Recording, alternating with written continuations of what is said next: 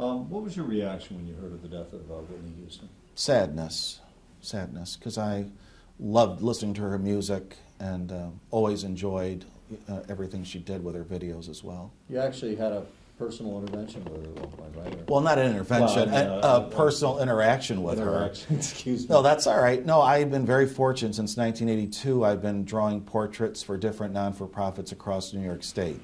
And in '86, I had done, at that point, for the Ronald McDonald House, Anne Murray, Stevie Wonder, Kenny Rogers, and then we added Whitney Houston to that. I drew the portrait in advance of her concert performance, presented her with the original portrait backstage for her to keep as a commemorative, and then she autographed several copies of the portrait that I gave to the Ronald McDonald House. And this happened at the New York State Fair? Yeah. When she appeared in what year? 1986. 1986? Yep. So what did you meet with her? Oh, absolutely. What, you know, because the first concert got rained out, so we had to get rescheduled.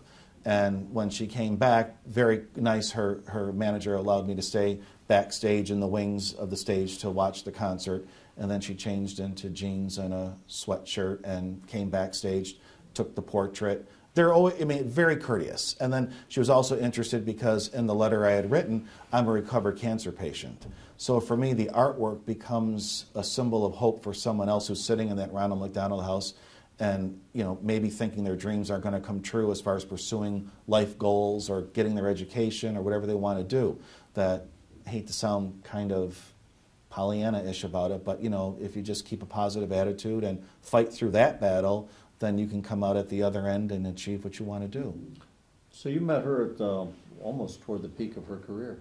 I would say as she was, because her first album had been released, you know, right at the very beginning. You know, it was very exciting. Did you ever think she'd become the superstar she became? Absolutely. I mean, I hate to sound, I am not in that business, but that first album was just tremendous, and so was the second one. So I had no doubts. I love that. It sounds really kind of corny to say this too, but for me, my favorite all-time Whitney Houston song is "The Greatest Love." I liked it when George Benson did it. I mean, for an art guy, any art person, it's a very exciting thing to be involved with, but it's very solitary. You know, you get ideas, you work, you have to sit at the easel or the drawing board, and you're by yourself. So you understand where you have to sometimes pull things from inside you.